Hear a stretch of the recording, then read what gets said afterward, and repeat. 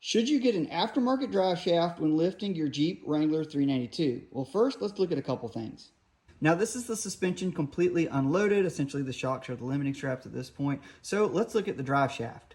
And this is the angle at which the drive shaft sits and how close it is to that ring on the inside. That rubber boot, I'm gonna try to get my hand in here so I can point to what I'm talking about, just barely touches this cone right here. This is the cone rings around. If mine looks like it's a little bent, it's because I definitely made a mistake and left the drive shaft connected whenever I was lifting the Jeep. However, thankfully I didn't rip the boot. I just bent this part a little bit. Either way, this is how it is at full droop. So I don't think I could do any more down travel. So if this thing had any more droop to it, it would definitely have a problem.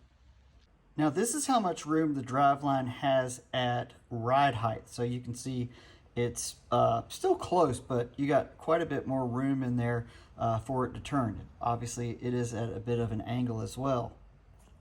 So can you keep your factory front drive shaft if you are lifting your Wrangler 392? Well, on this 3.5-inch Evo kit, it's working fine. Yes, it is basically maxed out at full down travel, and an aftermarket drive shaft would actually give it a little bit more travel and strength. So why not just upgrade with a 1350 CV and put a big heavy duty aftermarket front drive shaft in it? Well, it comes down to driveline vibration. These Jeeps drive fantastic at 6.2 degrees, 6 degrees of positive caster, give or take. JL platforms have always been that way, and the Gladiator is as well. I am very focused on keeping this thing driving really nice on the highway. Obviously, I want it to be strong on the trail as well. Now, I don't know how strong the front factory drive shaft is. And what I mean by that is I've never broken one, so I don't know if it's just going to completely fall apart, but my experience and the experience of others that I've communicated with about these front drive shafts is they're a lot stronger than you give them credit for.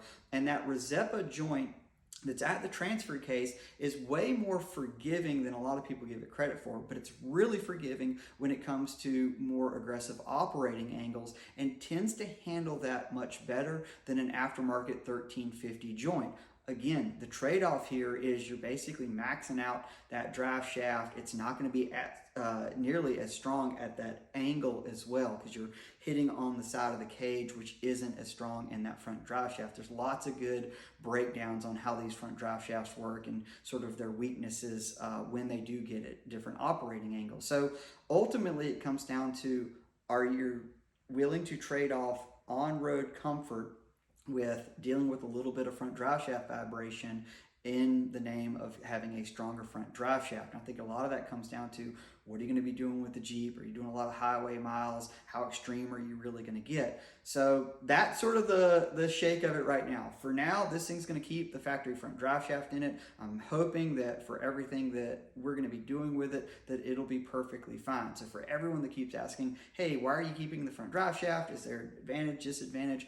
Absolutely, there's an advantage, and it comes down to driveline vibration. You can keep this thing at 6 degrees. It's going to drive well. If I went with an aftermarket drive shaft, I would definitely probably have to lose probably about 2 degrees of caster would be my guess to try to help a little bit with that driveline vibration, and that's going to make the steering feel heavier. It's not going to make it drive as well going down the road. So again, this is not to bash aftermarket drive lines by any means, because absolutely they're worth it. And if you're really focused on getting the best strength off-road, it's the smart way to go. But if you're trying to balance out that drivability and you're worried about a front driveline vibration, I would test and see how well the factory front drive shaft will work. And that's exactly what I'm going to be doing here.